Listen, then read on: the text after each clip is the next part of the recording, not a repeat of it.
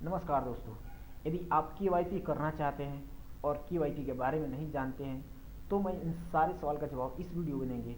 ये केवाईसी करने के लिए आपको कौन कौन से डॉक्यूमेंट्स की ज़रूरत पड़ेगी, आपको कौन कौन से कैटेगरी यानी कौन कौन से एरिया को आपको फिलअप करना होगा, एलिजिबिलिटी को आपको फिलअप करना होगा। तो इस सारे रूल्स के बारे में हम बताएंगे अभी इसी वक्त। तो चलते हैं अगले वीडियो में। तो दोस्तों, आप अगर केवाईसी करना चाहते हैं तो सबसे पहले आपको मिनिमम मैट्रिक पास होना चाहिए। आपको यहाँ दिखा दें, यहाँ लिखा है मिनिमम क्वालिफिकेशन 10th पास। अगर आप 10th पास हैं तो केवाईसी कर सकते हैं। 10th पास के अलावा अगर इंटर बीए कुछ भी हैं, डिप्लोमा भी किए हैं, उसके बाद भी आप चाहते हैं केवाईसी करना तो केवाईसी आप कर सकते हैं। रहता है आपका एज लिमिट, एज आपका कितना चाहिए।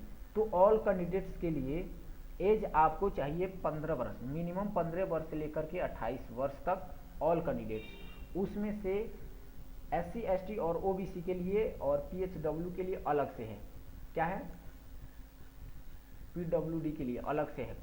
तो SC ST के लिए इसमें बताया गया है SC और ST के लिए एज चाहिए आपको 33 वर्ष, यानी 15 वर्ष से लेकर अगर 33 वर्ष के अंदर वे व्यक्ति आते हैं और SC ST से बिलोंग करते हैं तो उनका एडमिशन केवाईसी में हो जाएगा।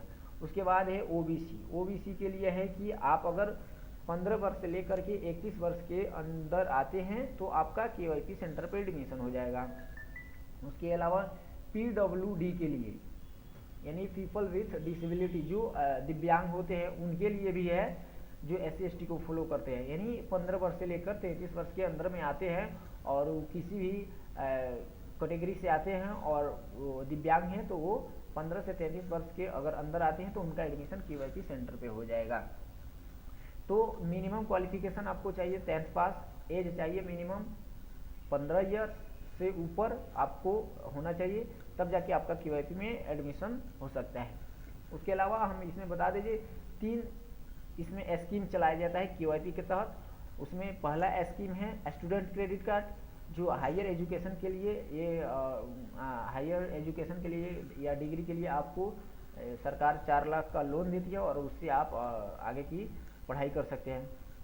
दूसरा है इसमें सेल्फ हेल्प अलाउंस यानी स्वयं सहायता भाता, जिसको बोला जाता है स्वयं सहायता भाता में होता है कि आपका उम्र कम से कम 20 वर्ष होना चाहिए और आप इंटर का पढ़ाई कर लिए हैं और इंटर के बाद की पढ़ाई नहीं कर पा रहे हैं तो ये आपको स्वयं सहायता भाता मिलता है। उसमें आपका पहला एज कितना हो गया, तो कम से कम 20 वर्ष, यानी 20 वर्ष से अगर 25 वर्ष के अंदर में आते हैं तो आपको स्वयं सहायता भाता मिल सकता है। और उसमें भी इंटर तक पढ़े हैं, आगे की पढ़ाई नहीं किए हैं तो आपको इसमें 1000 रुपया प्रत्येक माह मिलता है 2 सालों तक, यानी 24,000 रुपये टोटल मिलता है आपको। और लास्ट है आपका केवाईसी, यानी 3rd नंबर है आपका केवाईसी में आपको कंप्यूटर से ट्रेनिंग दिया जाता है। कंप्यूटर से संबंधित ट्रेनिंग है, लाइफ स्किल्स से संबंधित है और कम्युनिकेशन स्किल्स से संबंधित ये सारा ट्रेनिंग दिया जाता है। तो केवाईसी हर चीज़ के लिए दिया जाता है। अगर आप सेल्फ हेल्प सहायता समूह स्वयं सहायता भाता में अगर एडमिशन लेते हैं उसमें भी आपको केवाईसी जो है उसका ट्रेनिंग दिया जाता है और साथ में उसके 1000 रुपये प्रति माह आपको 2 सालों तक मिलता है। तो इस तरीके से आपको क्राइटेरिया ये सारी चीज़ें निभाना होगा, यानी मिनिमम एज 15 से 28 वर्ष सारे कैंडिडेट्स के लिए, उसमें SC ST के लिए 15 से 33 वर्ष, OBC के लिए 15 वर्ष से लेकर के 21 वर्ष तक और दिव्यांगों के लिए 15 से 33 वर्ष तक का एज है।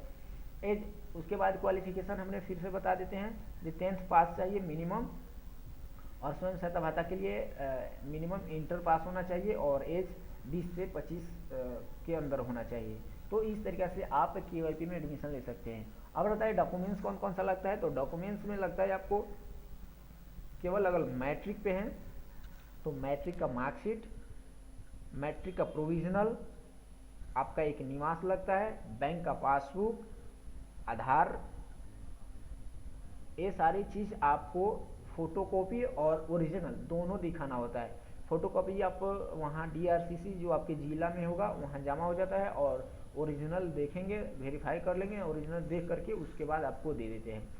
तो ये सारे डॉक्यूमेंट्स आपको लगते हैं। जबकि आप चलते हैं स्वयं सहायता भाता के लिए तो उसमें आपको डॉक्यूमेंट्स एक बढ़ जाता है क्या, तो उसी की तरह आपको मैट्रिक इंटर का मार्कशीट लगेगा, दोनों का प्रोविजनल लगेगा, उसके बाद आपको इंटर का CLC चाहिए, CLC चाहिए, यानी कॉलेज लिविंग सर्टिफिकेट आपको भी चाहिए, जो आपको दर्शाता है कि आपने इंटर के बाद पढ़ाई छोड़ दिया है, आगे का एडमिशन नहीं लिया है, तो ये चीज़ चाहिए। बाकी आधार कार्ड और बैंक का पासबुक, निवास, इसमें भी ज़रूरत होता है, और इसमें भी ओरिजिनल और फोटोकॉपी दोनों की ज़रूरत होता है। तो ओरिजिनल आपको देख करके दे दिया जाएगा, जबकि फ़ोटोकॉपी जमा कर लिया जाता है। तो इस तरीक़ा से इतने क्राइटेरिया को अगर आप फिलअप करते हैं तो आप KYP में एडमिशन ले सकते हैं। तो आई होप सो, मैं आशा करता हूँ कि आपको ये वीडियो पसंद आई होगी, और आपको पसंद आई है तो इस वीडियो को लाइक करें। फिर मिलेंगे अगले वीडियो में। मैं आपका दोस्त जयलगन कुमार हैदी, तब तक के लिए बहुत बहुत धन्यवाद।